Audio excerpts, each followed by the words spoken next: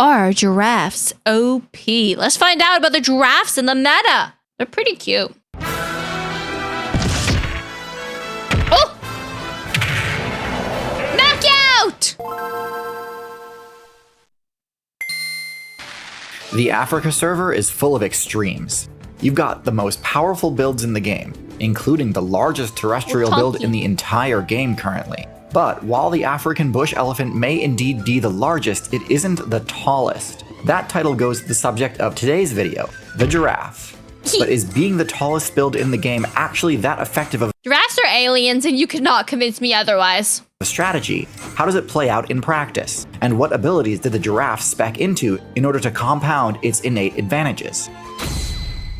The giraffe's extreme height grants it several benefits. The first of these is how it completely changes the dynamics regarding the game's stealth mechanics.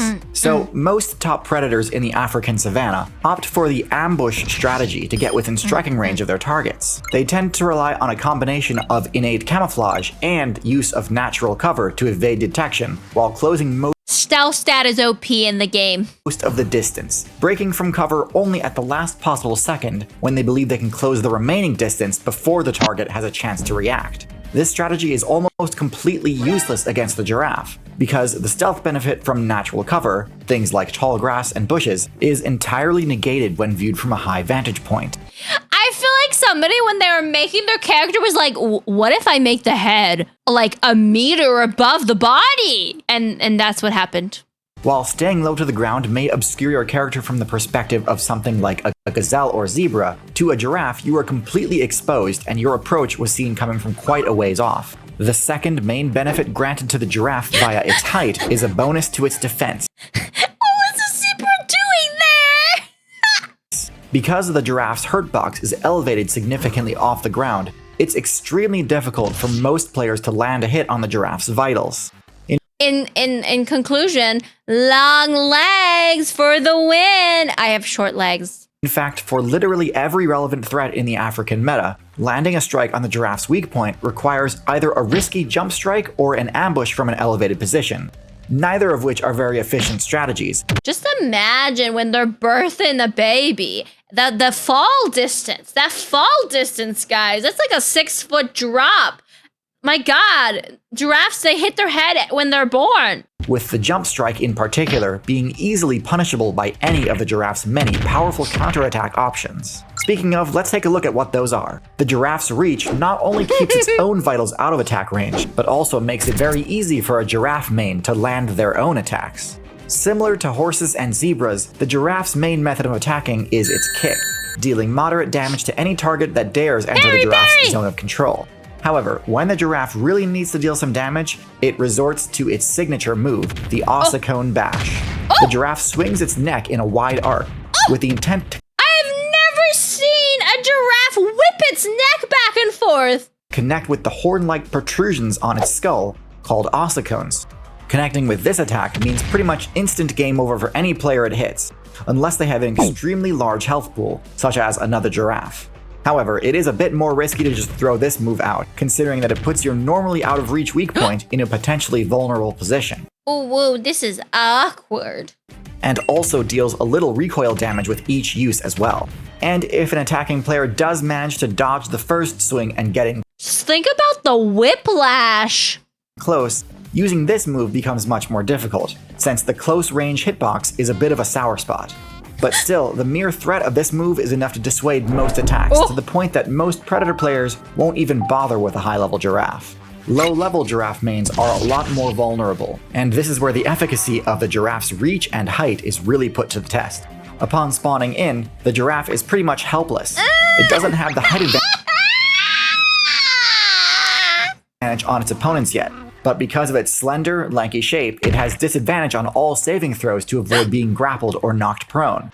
And so it's the job of the higher level giraffe players to complete the long, arduous escort mission of protecting the newborn giraffe as it matures.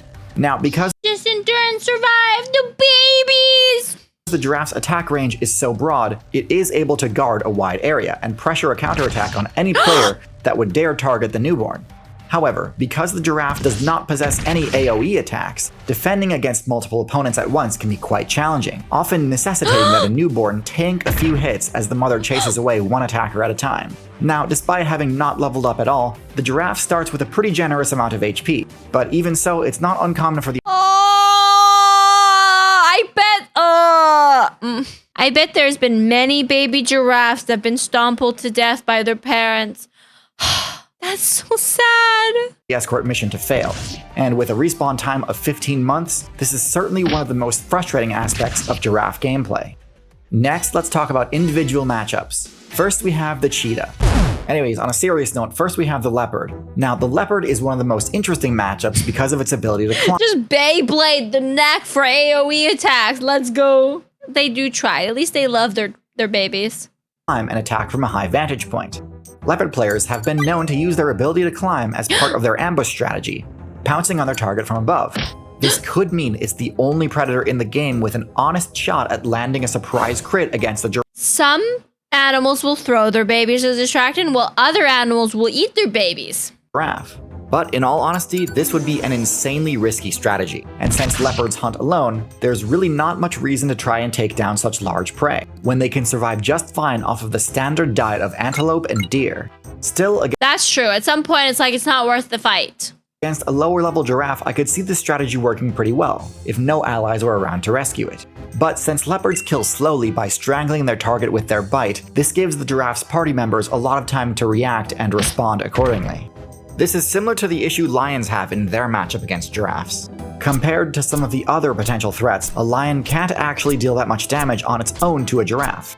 Even against a low-level giraffe player, it's unlikely they could take it out in a single attack, leading to the same issue as a leopard, where the giraffe's teammates would be able to rescue it. However, because lions do cooperate, together it is possible for a pride of lions to bring down even a large adult giraffe, but not without serious risk to the attackers. And since lions typically close in on their targets by staying low to the ground and moving slowly, the giraffe's height is perfectly suited to detecting their approach and escaping before they're in any real danger. So lions taking down giraffes does happen, but it's exceptionally rare. The rhino is an interesting matchup. Obviously, giraffes and rhinos have no real reason to attack each other, but due to the rhino's poor eyesight, it tends to perceive most players that come near it to be threats regardless. Lucky for the giraffe, the rhino's horn is not usually able to reach the giraffe's weak point, so as long as it can avoid getting knocked over, giraffes tend to do just fine in this matchup. Despite the incredible range of a rhinoceros's horn, the giraffe's kick can still outrange it, and although rhinos are quite tanky, a good kick to the face is usually enough to dissuade further attacks. An important matchup I want to discuss is the hyena.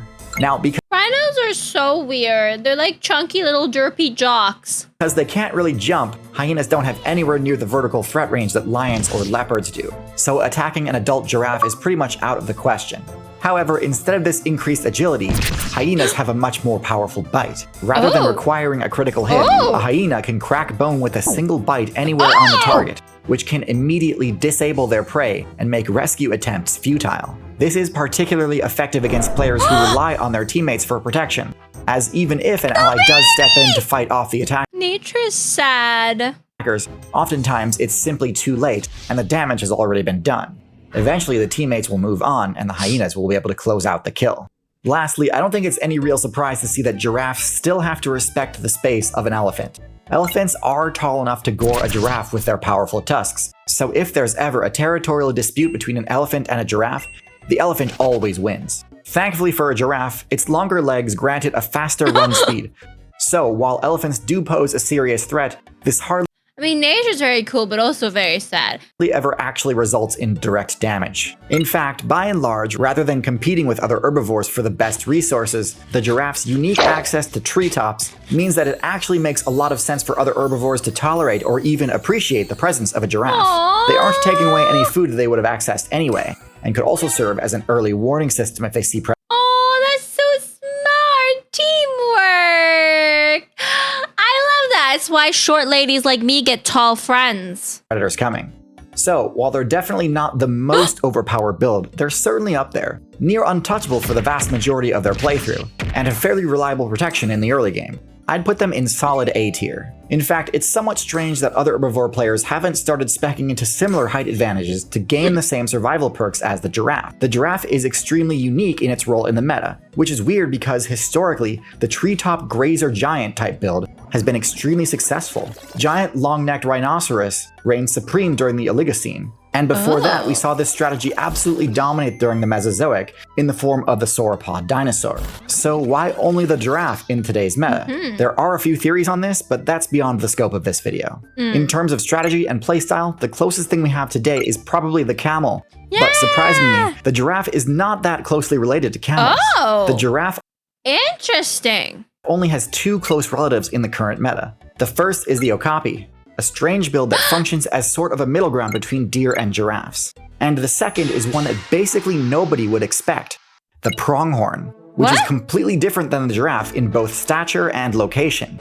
Both the okapi and giraffe are only playable on the Africa server, but to find the pronghorn, you need to travel all the way to the North America server. The pronghorn deserves an entire video to itself since it's such a fascinating build with an extremely It's so cute! distinct strategy from everything else on the American server. And guess what? That video, it already exists. You can watch it right now, a month before everyone else, by subscribing to Nebula, a streaming service owned and operated by and for creators like me. Nebula. Also, this was cute. This was a very wholesome, nice palette cleanser.